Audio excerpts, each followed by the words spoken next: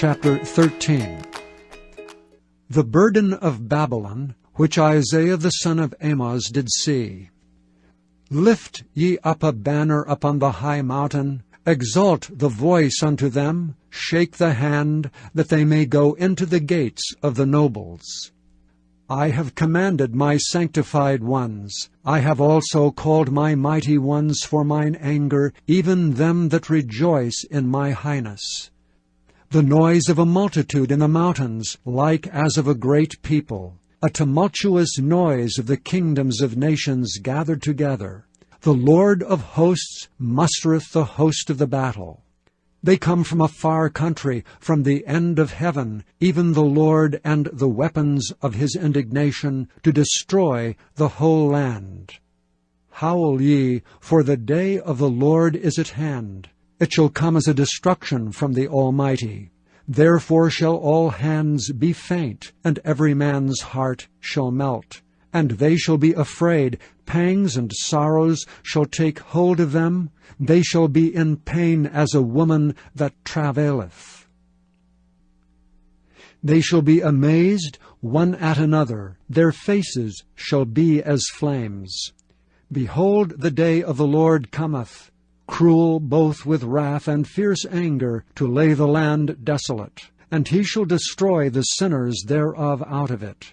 For the stars of heaven and the constellations thereof shall not give their light. The sun shall be darkened in his going forth, and the moon shall not cause her light to shine. And I will punish the world for their evil, and the wicked for their iniquity. And I will cause the arrogancy of the proud to cease, and will lay low the haughtiness of the terrible. I will make a man more precious than fine gold, even a man than the golden wedge of Ophir.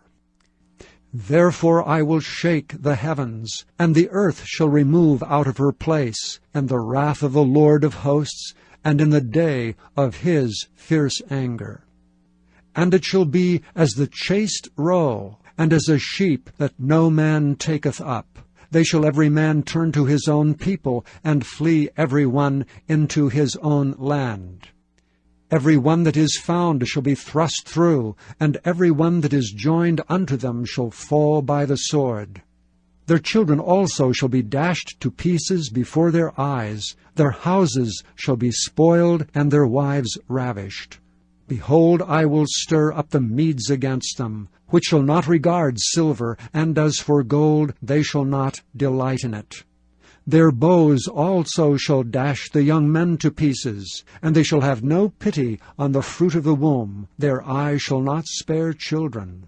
And Babylon, the glory of kingdoms, the beauty of the Chaldees' excellency, shall be as when God overthrew Sodom and Gomorrah. It shall never be inhabited, neither shall it be dwelt in from generation to generation. Neither shall the Arabian pitch tent there, neither shall the shepherds make their fold there. But wild beasts of the desert shall lie there, and their houses shall be full of doleful creatures, and owls shall dwell there, and satyrs shall dance there. And the wild beasts of the islands shall cry in their desolate houses, and dragons in their pleasant palaces. And her time is near to come, and her days shall not be prolonged. Chapter 14. For the Lord will have mercy on Jacob, and will yet choose Israel, and set them in their own land. And the strangers shall be joined with them, and they shall cleave to the house of Jacob. And the people shall take them, and bring them to their place, and the house of Israel shall possess them in the land of the Lord. For servants and handmaids, and they shall take them captives, whose captives they were, and they shall rule over their oppressors. And it shall come to pass in the day that the Lord shall give thee rest from thy sorrow, and from thy fear, and from the hard bondage wherein thou wast made to serve, that thou shalt take up this proverb against the king of Babylon, and say, How hath the oppressor ceased, the golden city ceased? The Lord hath broken the staff of the wicked, and the scepter of the rulers. he who smote the people in wrath with a continual stroke, he that ruled the nations in anger, is persecuted, and none hindereth. The whole earth is at rest, and is quiet. They break forth into singing. Yea, the fir trees rejoice at thee, and the cedars of Lebanon, saying, Since thou art laid down, no feller is come up against us. Hell from beneath is moved for thee to meet thee at thy coming.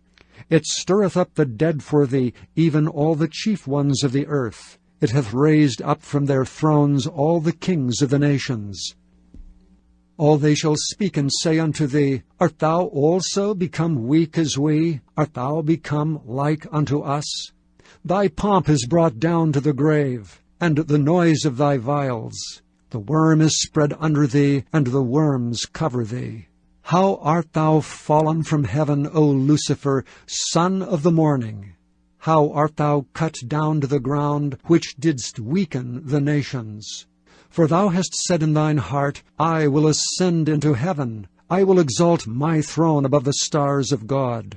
I will sit also upon the mount of the congregation in the sides of the north. I will ascend above the heights of the clouds. I will be like the Most High. Yet thou shalt be brought down to hell, to the sides of the pit. They that see thee shall narrowly look upon thee, and consider thee, saying, Is this the man that made the earth to tremble, and did shake kingdoms, that made the world as a wilderness, and destroyed the cities thereof, that opened not the house of his prisoners? All the kings of the nations, even all of them, lie in glory, every one in his own house. But thou art cast out of thy grave like an abominable branch, and as the raiment of those that are slain, thrust through with a sword, that go down to the stones of the pit, as a carcass trodden under feet. Thou shalt not be joined with them in burial, because thou hast destroyed thy land, and slain thy people. The seed of evildoers shall never be renowned. Prepare slaughter for his children for the iniquity of their fathers, that they do not rise nor possess the land, nor fill the face of the world with cities. For I will rise up against them, saith the Lord of hosts, and cut off from Babylon the name and remnant and son and nephew, saith the Lord. I will also make it a possession for the bittern and pools of water, and I will sweep it with the besom of destruction, saith the Lord of hosts. The Lord of hosts hath sworn, saying, Surely as I have thought, so shall it come to pass, and as I have purposed, so shall it stand. That I will break the Assyrian in my land, and upon my mountains tread him under foot. Then shall his yoke depart from off them, and his burden depart from off their shoulders. This is the purpose that is purposed upon the whole earth, and this is the hand that is stretched out upon all the nations. For the Lord of hosts hath purposed, and who shall disannul it? And his hand is stretched out, and who shall turn it back? In the year that King Ahaz died was this burden. Rejoice not thou, whole Palestina, because the rod of him that smote thee is broken. For out of the serpent's root shall come forth a cockatrice, and his fruit shall be a fiery flying serpent. And the firstborn of the poor shall feed, and the needy shall lie down in safety. And I will kill thy root with famine, and he shall slay thy remnant. Howl, O gate, cry, O city, thou whole Palestina art dissolved. For there shall come from the north a smoke, and none shall be alone in his appointed times. What shall one then answer the messengers of the nation? That the Lord hath founded Zion, and the poor of his people shall trust in it. Chapter 15. The burden of Moab.